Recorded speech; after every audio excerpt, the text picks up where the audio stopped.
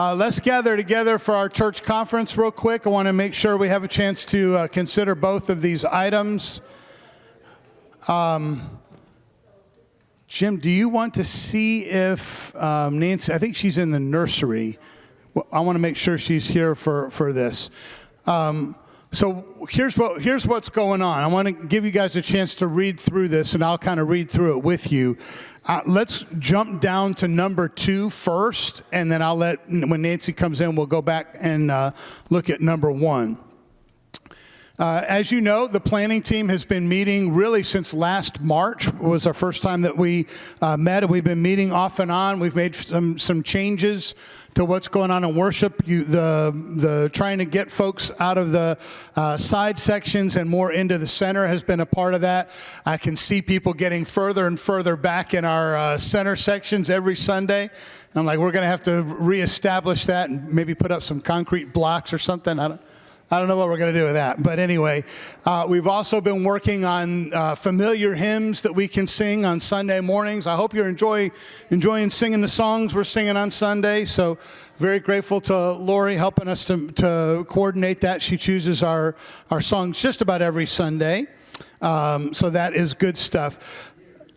The planning team has met. I'm going to read this, and then you guys can ask any questions related to it. Pope, do you want to come up and moderate any questions that might be asked, or that's up to you? I'm just kind of working through folks. You let me do it, okay. All right. Planning team has met with the stewardship and personnel committees, and both are in agreement to bring to the church the planning team's recommendation to hire approximately 2 singers from the community to assist in worship. This has also been discussed with our current volunteer singers. We had a meeting on a couple of Wednesdays ago, and had a chance to kind of talk to them what our vision and what our thought processes were with that. The rationale, our core of volunteer singers has grown thin in numbers in recent years, and yet they are an important part of our worship service. Hiring singers would provide the following things: consistency. The singers we hired will be required to attend the midweek rehearsal, the Sunday morning rehearsal, and worship, something that we are challenged with in our current configuration. Some of our volunteer singers are involved in Sunday school or teaching Sunday school, and so pulling together enough time where everybody's practicing together has been a challenge, and we've only got a couple of them that are here for every meeting. Karen is one, and Helen is the other, who is here for just about every meeting. I think Ann is here at the beginning of Sundays, but then you go to Sunday school. There you go. There you go. Good. Well said there, Ann. So hiring singers would provide some consistency. It would provide support. Health issues and schedules mean that we are sometimes shuffling lead and support vocals around, and this will allow musicians guilt-free time off if they need it. So you may have noticed that Helen was not here today. She had some other commitments for that. And we're grateful for Karen and helping out with that today. But this would allow for us to have singers that are here that we would financially support. Financially, the money for these singers would come from the Grow Your Church Fund, Grow the Church Fund.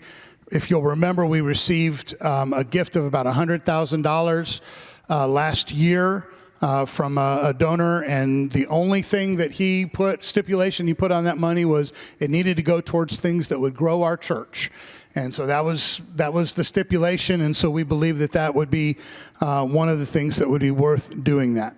So what you would be voting on would be to hire singers to support and enhance our current music ministry, with the understanding that as these singers are chosen, it would be chosen by a music committee that would be pulled together to audition and interview singers to make sure that there's a good match, not only in terms of vocals, but also in terms of personalities, that all of our folks get along. One of the people that's in the music program said they understood why, but their greatest worry was the chemistry that we have now among the singers that are there, and that's a valid concern, and so we would not let any lack of chemistry go for long. And so it'll involve regular supervision and commitment to that. Are there any questions about that recommendation from the planning team? Did I get it right, planning team? Did I say it right? Is there anything I need to change? Tommy Lou?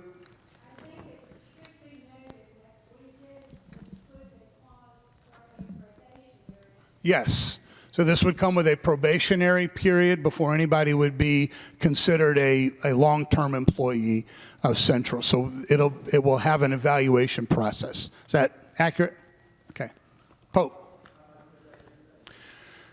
What we had, BJ's recommendation on finances, because he talked to a couple of other music ministers around the area, was $150 for each singer up to 2. So it would allow for $300 per week for 3 practices, midweek, or 2 practices, midweek and Sunday morning, and then singing during the worship service. If they worked a year, both singers together would be a total of $15,000. Well, we have singers who are volunteers, and I'm thinking just from a normal point of view, without singers who don't get paid, we upset because we have paid singers. Right. And that was a worry, and that's why I went and talked to the singers on a Wednesday, a couple of Wednesdays ago, and had that conversation with them, and by and large, they were in favor of it. The only one that was not in favor of it, but was worried, was about the chemistry that they would form with that. That's an accurate description? Is that right, Ann? Okay. Huh? Yeah, that was the worry was mentioned after that conversation. Yeah.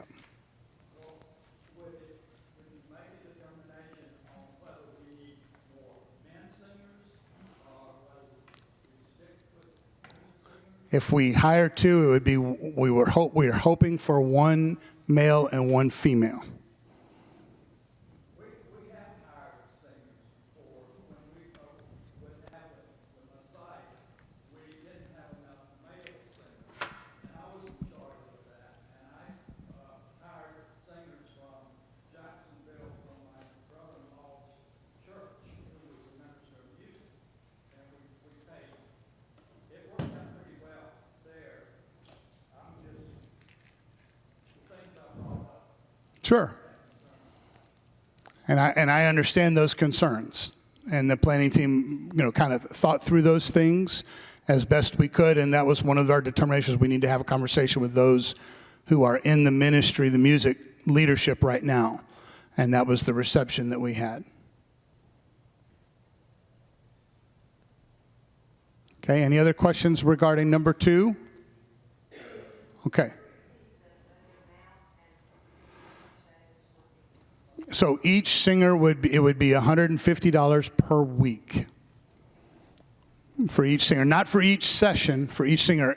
Now, Lori believes we can get them less expensive, and we would like to do that if we can, but we want to make sure that that provision is available in case we're not. All right, yes?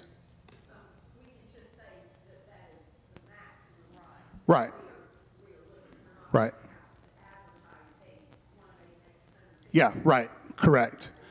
That's the maximum that we would allow for. That's correct. Thank you for that. Yes, Tommy Lou. The money is coming from the donation. Yes. That money was not included in our budget. We have to vote on. Well, we would be voting for that based on your yes vote to hiring the singers. So that would be kind of an implied thing. Do we need to do anything more official than that, do you think, Mike? When we did the budget this year, that $100,000, since it was set aside, was not included in the budget at all. But as we complete this process and our plans for the use of that money, which we've got other ideas too, we're going to adjust the budget for that, and we'll have a more comprehensive budget that includes what we're going to do with that $100,000 as well as with our regular budget, so that it doesn't impact our budget, but yet it doesn't get lost in the shuffle. So that money is not in our operating That's correct. All right, any other questions? Okay, all right. We can come back to that if we want. Nancy, come on up here and talk about the Atlas.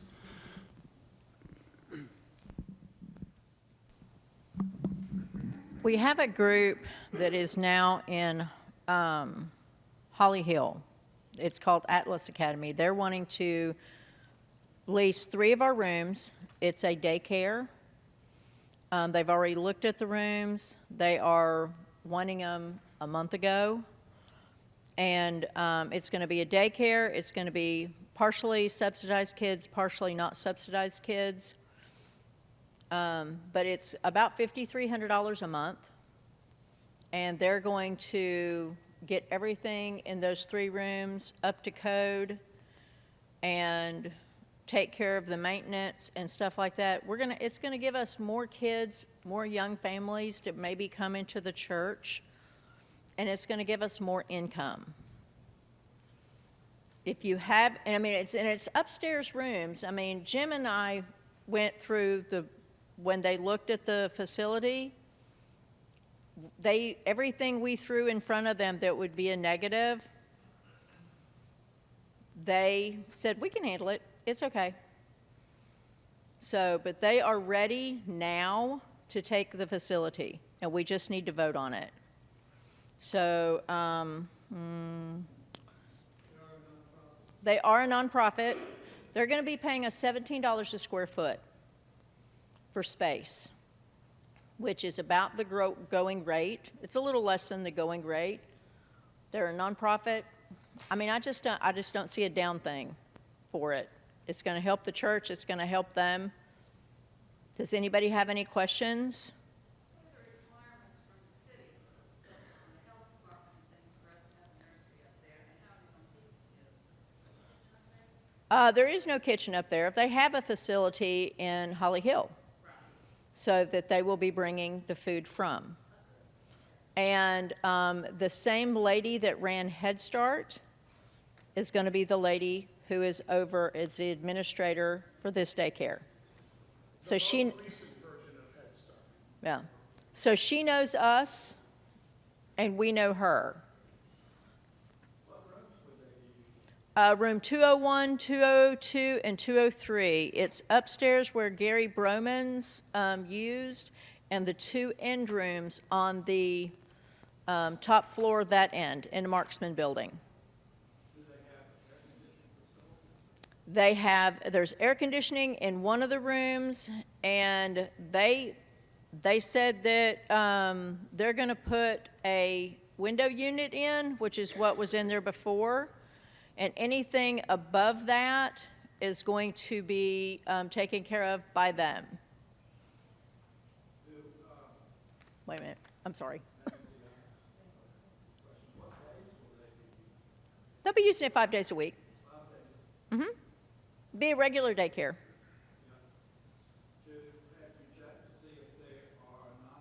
They are a nonprofit.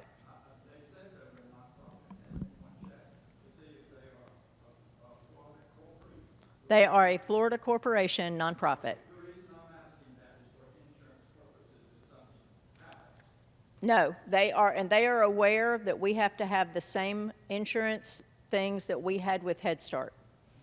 I think it's $3 million, $1 million is what it was, or $1 million, $3 million. My concern is, Wait a minute, Miss Penny? Somebody? Go ahead, Ann. my concern is little children being upstairs. Those stairs are dangerous, those railings are not as secure as they need to be.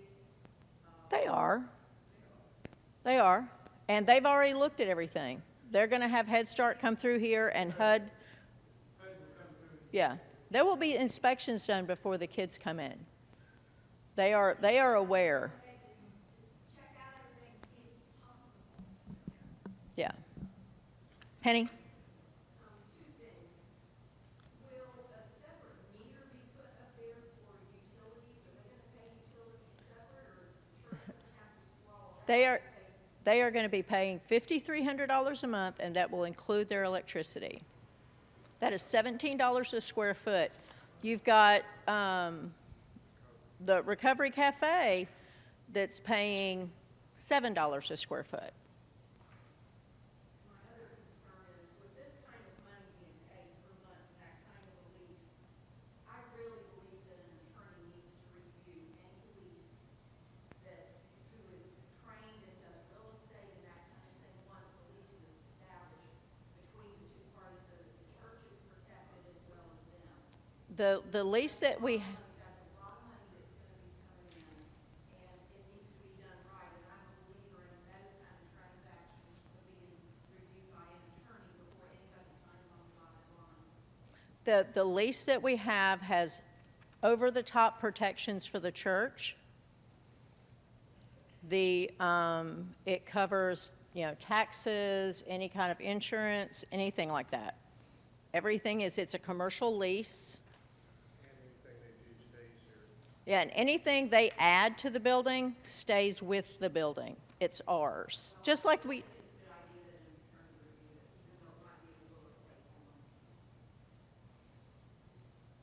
Anybody else? You want to make that a separate issue with Adams Hall, or do you? No, want to discuss it's that? done. Who else would be up there during the week? Any other? Just the daycare. While the daycare is in session, it would just be the daycare. I mean, unless it's us. When does the Recovery Cafe operate? They're operating, I think they allow people to get there around 9:30, maybe 10 o'clock. We're trying to move them later so that there's no interaction between where the kids would be and where Recovery Cafe is. How would that be? How would they do that so we wouldn't be? Well, the kids are there by 9 o'clock or 9:30 for their daycare, and the Recovery Cafe folks, will be coming in later. They also, Recovery Cafe has a security person that is paid to watch those kinds of things and make sure there's no interaction. And the daycare knows about every single thing that goes on in the church.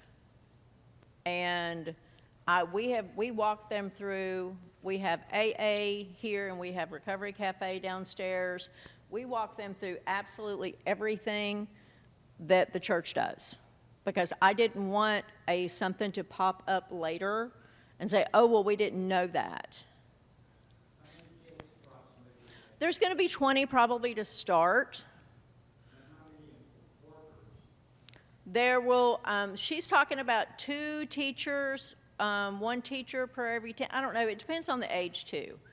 But she knows how many they have to have because they're going to, it's preschool. So 4 and below, I believe. So, I mean, at least be 5 and below, so. But, no. I mean, not that I know of. She hasn't said anything about nursery. I mean, it's preschool kids. So, yeah, it'll be like it's be kind of like what we already had. But, she's going to, and the reason why the other Head Start closed down is because they didn't have teachers. These guys are coming with the Atlas Academy's help. And it just seems like the people, I've met with all the people, they're fantastic people. I went online, I looked at everything I could find on Atlas Academy. They are first rate.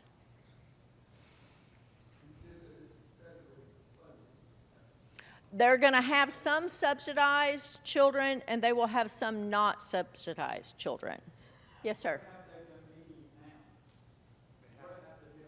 No, they're starting a pre-K because, right. Yeah, they still have, the Atlas Academy still meets in Holly Hill, and, but it's school-age kids. So the Dr. King told me that they have so many parents and so many people around their community that have asked them to do a preschool. We've been trying to get together since before Thanksgiving. And just with my schedule and their schedule, we have not been able to get together. So when we finally got together, they wanted it February 1st. Because they've got everything lined up and they want to get everything started. So, and the holdup has been, us going through all of our process. So, but has anybody got anything else? And if you guys have questions afterwards, just holler at me. So. Okay, lots of good questions.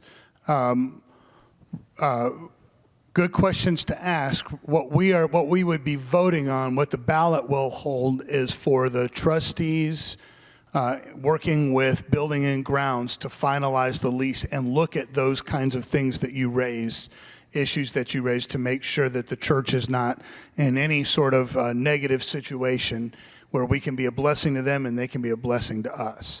So that's what you're voting on, is to give trustees permission to finalize the lease, give Building and Grounds the permission to settle any building usage issues that need to be resolved, and allow it to go from there. All right. No other questions? All right. We will vote on this on the 25th, on both of these items on the 25th. When you get here, hopefully it's just a simple ballot, yes or no for both questions. And then we'll go from there. If there's no other questions, let's say a prayer and we'll be adjourned. Oh, sure. Often we get the opportunity to have everybody together. Hi. Central Baptist has a set of documents that we govern by, starting with the charter, bylaws, procedures, and such. There's a lot of conflicts in those documents, but those documents define 6 miscellaneous officers, 6 major committees, counting the deacons and trustees, 12 teams, and a church council. So if you look at that organizational chart for this year, that is 60 volunteer positions.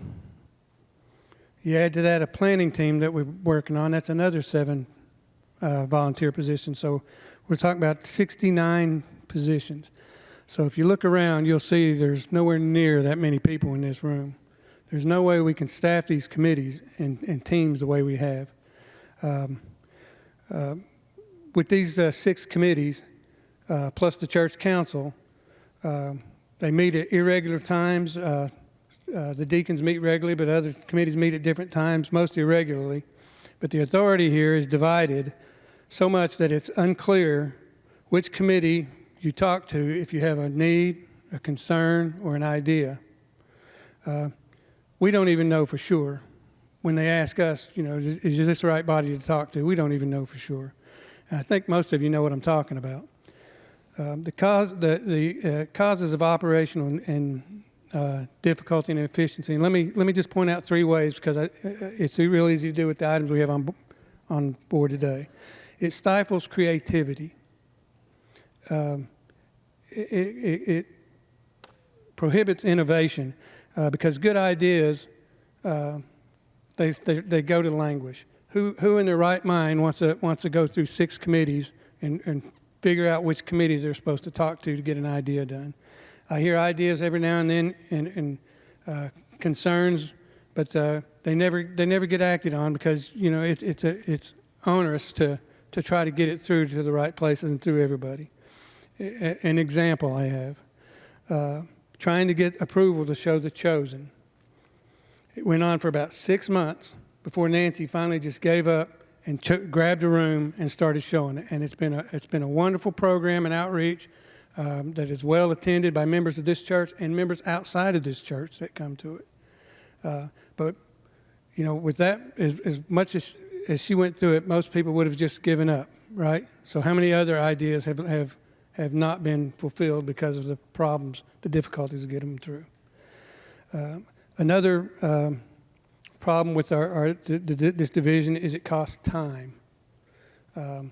Like she said, these people came to us sometime last year and have been working actively since the beginning of February, and it's taken us 2 months to get this before you guys for a vote. You think that's a lot? The other item on there, the singers, it was approved by the planning team on October 10th. That's been more than 4 months it's taken us to get through our bureaucracy to get that before you guys so you can vote on it. That's just unacceptable. It's a difficult way to run any operation. And thirdly, it costs money. Like Nancy said, these people were ready to take possession February 1st. Now, if we get it done so they can take possession March 1st, we've already lost $5,300. So these are the issues that the deacons are going to work on this year. And I just want to point them out and ask for your support as we come to you with ideas how to streamline this bureaucracy this year. Thank you. All right. Let's close with a prayer. Thank you, Mike. Our God, we thank you for our time together. We thank you for the discussion we had. We thank you for the honest questions that were shared and the concerns that were mentioned. We just ask that you would give us wisdom and guidance as a church.